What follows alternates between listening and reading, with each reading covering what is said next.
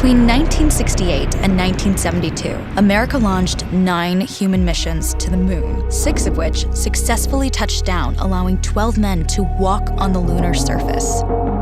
NASA's next chapter of lunar exploration, called Artemis, has the task of not just going to the moon to create a long-term human presence on and around it, but also to prepare for ever more complex human missions to Mars. In short, everything we must be able to do here, we must first do here. So, what will an Artemis mission look like? Everything is designed and tested with our most important element in mind, the astronauts. This is their deep space, human-rated spacecraft called Orion, built in 3 parts. The crew module, where up to 4 astronauts will live and work throughout the flight. The service module, with life support systems for the crew and its own engine and fuel reserves.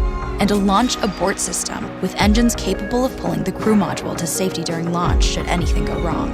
To accomplish the task of launching our crew and heavy payloads, NASA is building the Space Launch System, comprising of a cargo hold, an exploration upper stage, a massive core stage, and 2 extended solid rocket boosters. Altogether, this is the world's most powerful rocket, and it exceeds the legendary Saturn V of the Apollo era in numerous ways.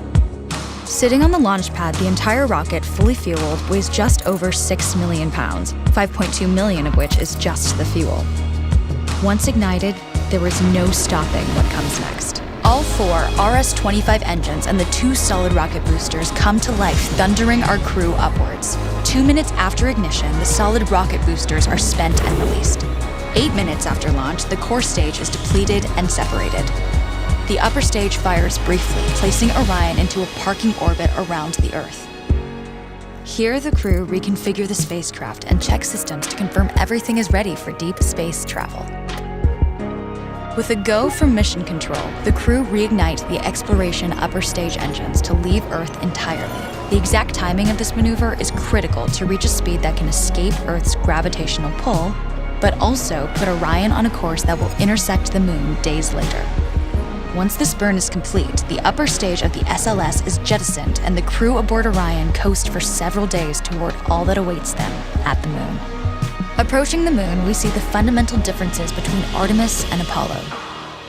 Instead of requiring Orion to serve as an expendable lunar command module or to carry a constrained lunar lander, the Artemis missions will take advantage of a different approach: pre-staging.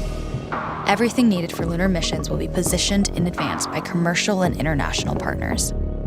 This includes rovers, science experiments, and human-rated systems on the surface. But it also includes a dedicated lunar station in orbit around the moon called Gateway.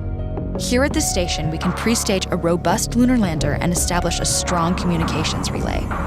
Designed with open standards, the Gateway can be expanded as new missions and partnerships develop, allowing multiple human missions on the moon at the same time and enabling ongoing science to be conducted even between human missions.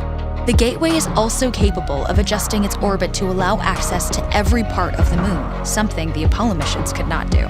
But the real key in this approach is placing Gateway in a unique halo orbit, maneuvers needed for Mars missions.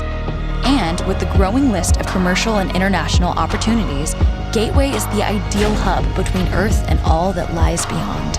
Returning to our crew as they approach Gateway, the Orion must match the elliptical orbit of the station in order to successfully dock.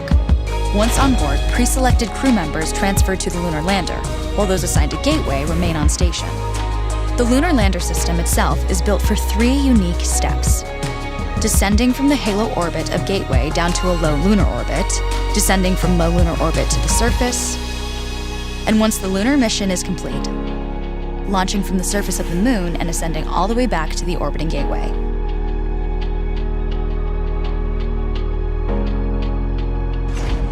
Once back aboard the Orion spacecraft and undocked from Gateway, the crew fire their engine once to break out of the halo orbit and once again to sling the spacecraft around the moon, placing it on a multi-day trajectory back towards Earth. As they near the end of this journey, the service module is released, and the crew module is oriented heat shield first.